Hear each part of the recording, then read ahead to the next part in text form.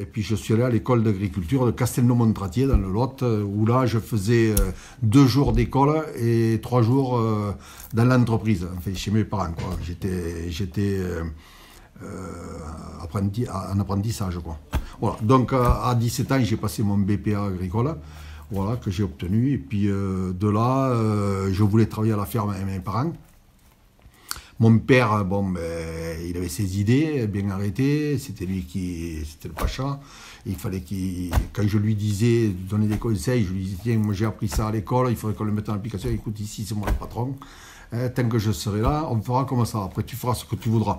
Donc j'étais attaché à mes parents et je ne voulais pas de conflit, donc j'ai décidé de faire des petits boulots par-ci par-là, partir un peu. Travailler, conduire des tracteurs, conduire des moissonneuses batteuses chez des agriculteurs, des amis que j'avais, où j'étais payé. Parce que mon père me disait toujours, écoute, tu manges, il faut travailler, il faut payer, il faut gagner de l'argent. Parce que je ne vais pas te nourrir jusqu'à 25 ans pour rien. Donc on gagnait un peu d'argent, et puis ça me permettait de subvenir à mes besoins d'ado et puis de jeune homme. Et entre 15 et 18 ans, pendant les vacances, pendant que j'étais à l'école et qu'il y avait les vacances, je ramassais des fruits à la ferme ou chez des voisins. On ramassait des cornichons, des melons, enfin tous les travaux agricoles, castrage du maïs.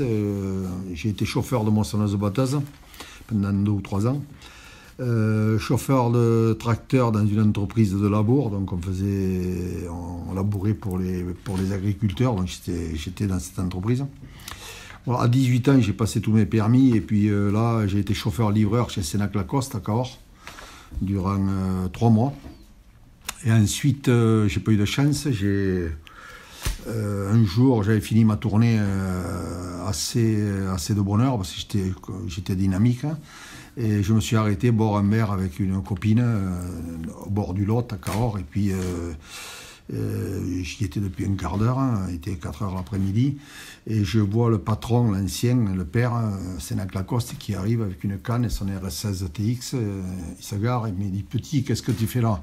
J'ai dit « Écoutez, monsieur, j'ai fini ma tournée, je bois un petit verre et je rentre. » Ok, il me dit « Quand tu rentres, tu passeras au bureau. » Et quand je suis arrivé au bureau, il m'a viré sur le champ, parce qu'il aurait fallu que je rentre directement pour finir de ranger au dépôt et tout. Bon.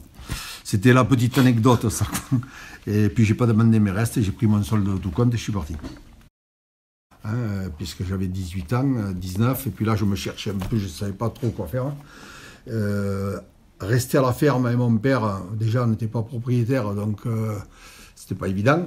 Et en plus, j'ai dit, j'ai pas envie qu'il y ait des conflits ou quoi que ce soit, je préfère m'en aller chercher un boulot.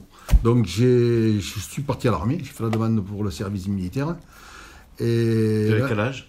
J'avais 19 ans, 18 ans et demi. Je suis parti, là j'ai été affecté à Albi, au 22e RIMA, là, pas loin, donc j'étais content.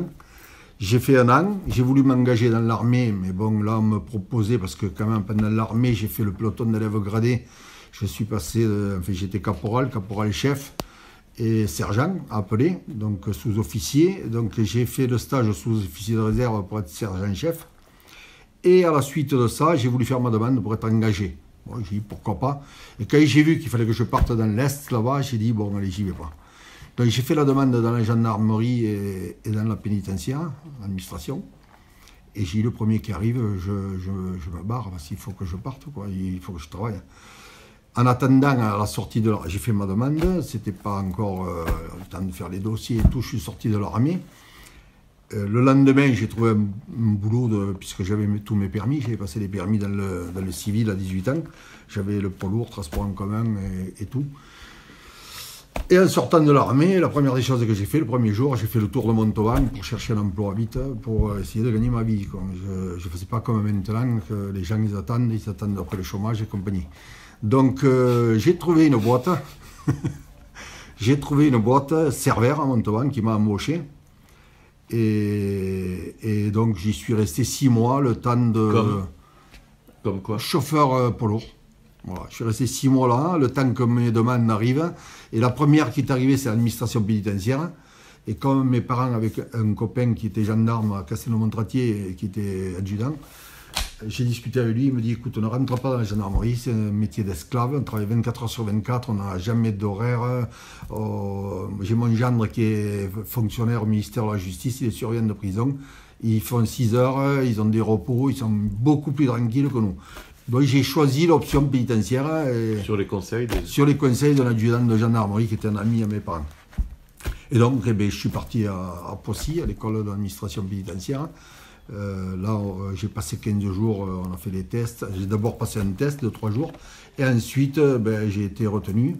On est passé devant un psychologue. Après, j'ai fait 15 jours de stage à l'école. Ensuite, on a fait 3 mois de stage dans une centrale à Poissy.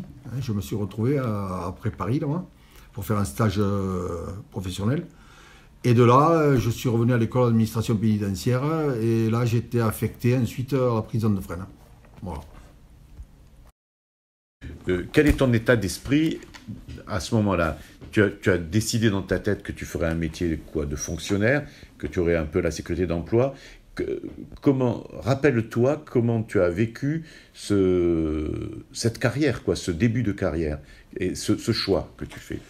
Et disons que, moi j'avais déjà fait l'armée, donc j'aimais la rigueur.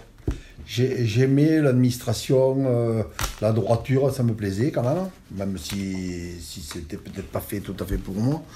Mais donc quand je suis rentré, quand j'ai choisi la pénitentiaire, d'abord c'est parce que c'est la première qui est arrivée, même si ce copain à mon père m'a dit ne rentre pas là parce que tu seras un esclave, tu vas travailler 24 heures sur 24, dans l'administration j'ai mon gendre, puis il travaille 6 heures, il fait une nuit, il a 3 jours de repos. Donc je me suis dit, si j'ai des repos, je pourrais faire autre chose, pourquoi pas. Donc j'ai choisi la pénitentiaire. C'est un choix, finalement, plus de confort de vie que tu as choisi. Mais ça, on le comprend. Mais l'idée de devenir, de côtoyer des prisonniers, de vivre dans une prison, ça te gênait pas. Tu n'avais pas une prévention contre ce type de métier. Non, justement, quand ce gendarme parlait de prison, je ne savais même pas que ça existait, des prisons. Je n'avais même pas pensé à ça. Et puis j'ai dit, pourquoi pas, ça va être curieux de regarder des taulards, de voir un peu des mecs qui ont fait n'importe quoi, qui ont tué, qui ont volé. Pourquoi pas, ça doit être un métier enrichissant. J'ai dit, donc, fonçons, allons voir comment c'est.